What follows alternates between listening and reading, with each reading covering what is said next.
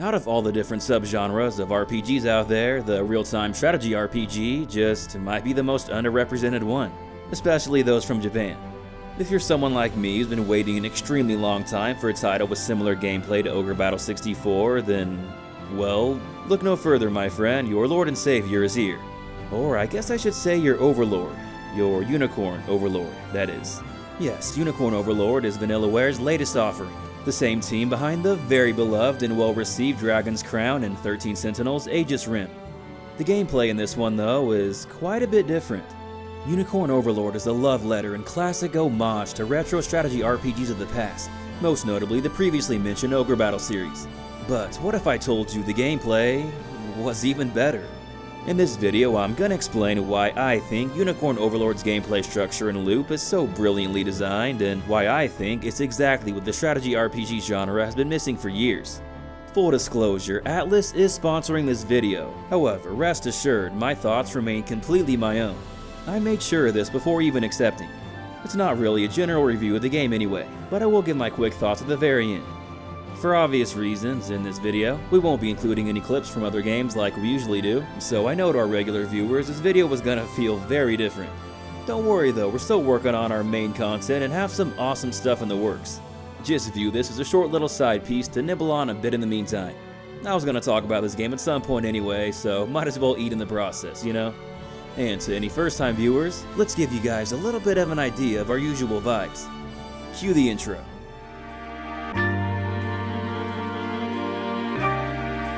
The light is your guide. The dream is what keeps you going.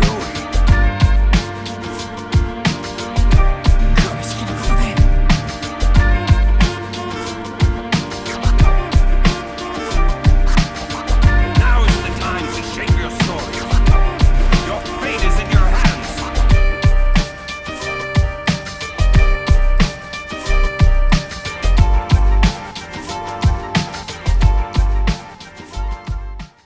Alright, before I dive into the actual mechanics, let's get the basic info out of the way first.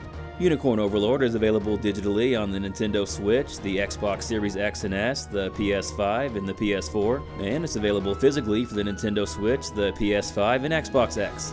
It doesn't come out till March 8th, but it can be pre-ordered now. There's also currently a free demo available with progress that carries over to the full release. It's 7 hours long too, so you can get a lot of stuff done. This is what I played for this video, and man, did I enjoy every minute of those 7 hours. No exaggeration, Unicorn Overlord probably has the most addictive gameplay loop I've played in a very long time. It's one of those games where the hours can just really fly by. Every system just feeds into each other and no activity ever feels like time wasted. To explain why this is, we gotta go over the basics. I imagine for a good amount of you, Unicorn Overlord is probably unlike any other game you've played before.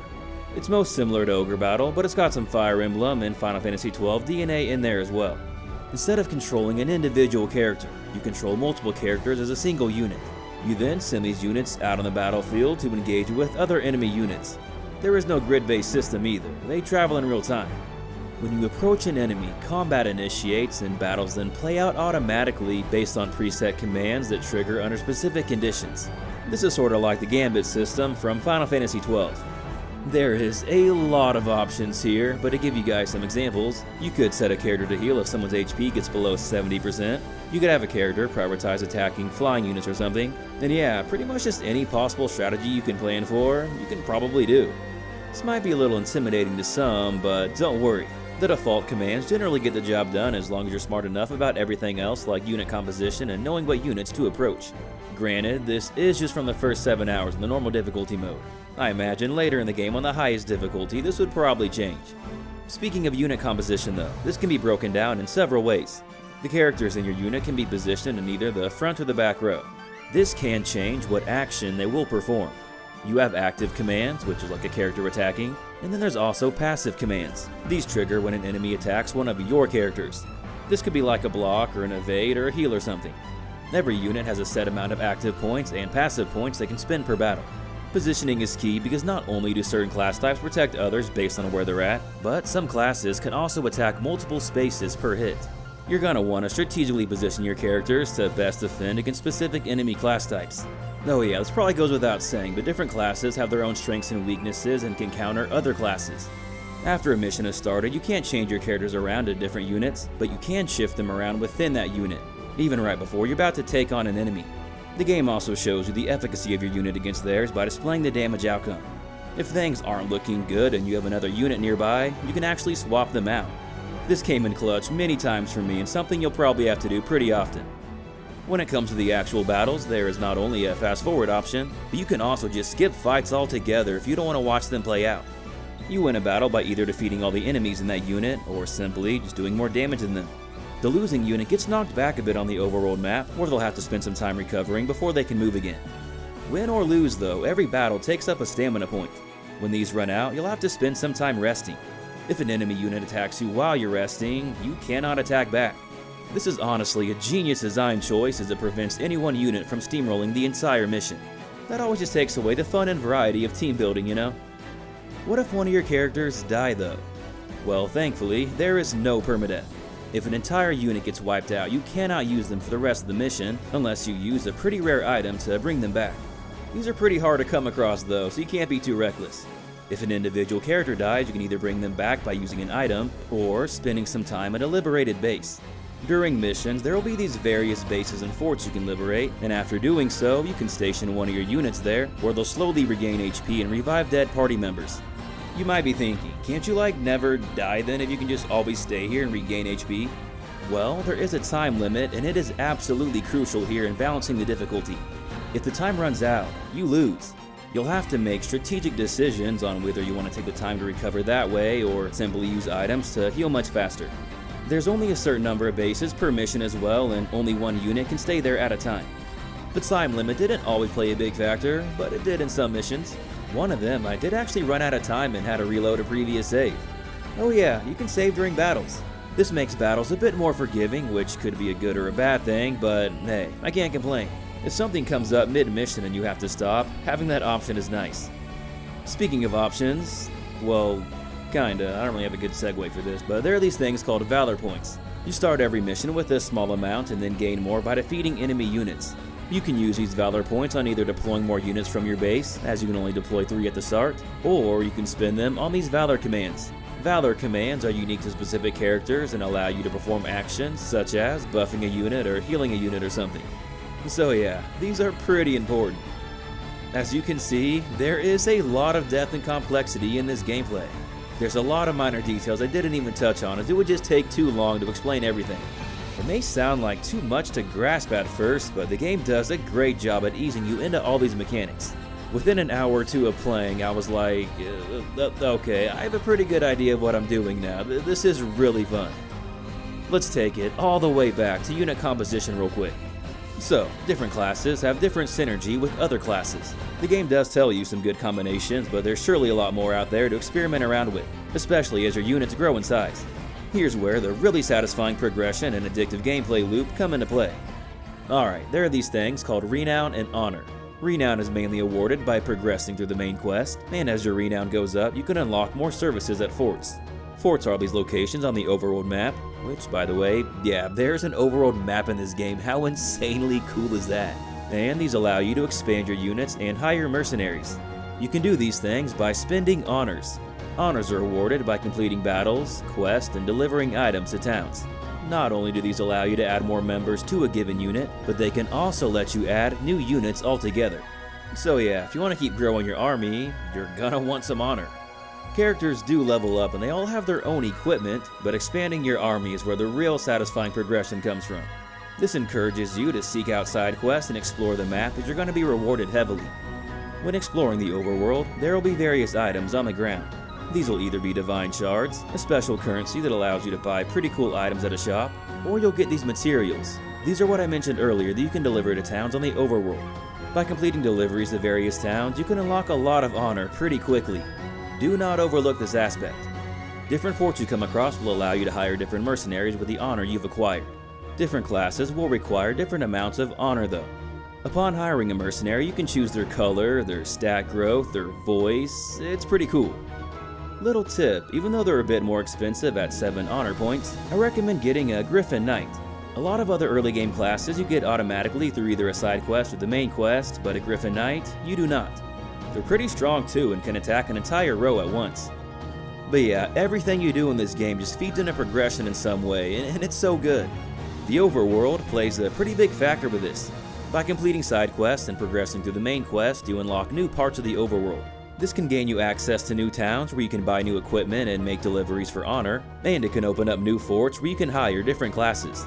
There will also be new items to scour for in that part of the overworld to help you with your deliveries. Make sure you explore thoroughly. Not only are there some seemingly hidden parts of the overworld you can get to, but there are also some unique landmarks that can be searched for items. Oh yeah, if a town has a bow, make sure you take it. It'll bring you to a different part of the overworld where there will be more items to collect and stuff to do. I can't remember if the game tells you this or not. Maybe it did and I just missed it, but yeah, I kinda found this out on my own. Not like it's that hard to figure out as an obvious option, but yeah, still. Anyway, when on the overworld, you'll occasionally come across these conversations that can trigger between characters. This only happens if they have a high enough rapport. Every character has rapport with one another, and this can be increased by placing them in the same unit during battle. They'll also receive some battle bonuses as well, depending on how strong their rapport is. This is where the game takes a page out of current Fire Emblem's book. Completing these support conversations can net you honor and other awards, so seeking them out can be very helpful. Really anything you can do in this game is helpful in some way. Like every system just ties into each other, which gives everything purpose. Opening up new parts of the map is so satisfying as it has you thinking, okay, nice, there's more towns to visit, new equipment to buy, new mercenaries to hire, new items to collect, I can expand my army more, and yeah, there's just a lot to look forward to. It's that type of addictive progression that has you like, okay, just one more quest. So yeah, as you can see, I'm quite taken with this game. I honestly didn't expect to enjoy it as much as I did. It took the foundation that Ogre Battle 64 made and built upon it. There's just more depth and synergy within the systems. Plus yeah, the overworld map, that's a game changer.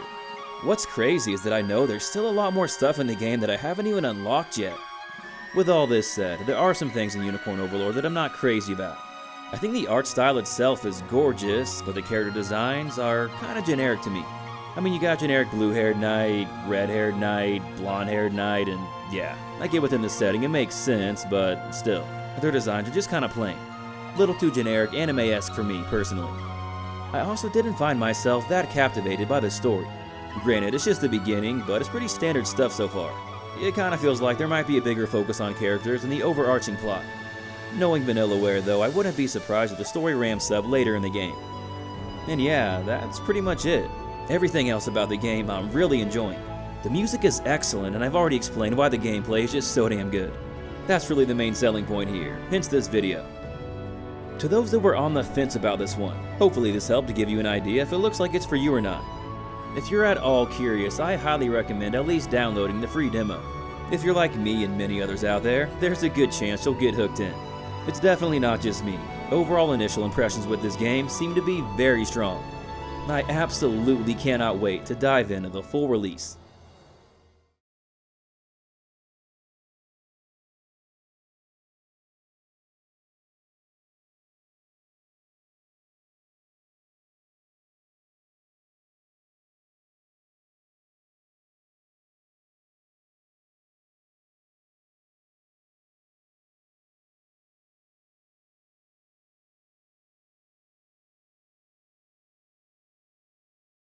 Alright, we'll do a quick abbreviated outro this time.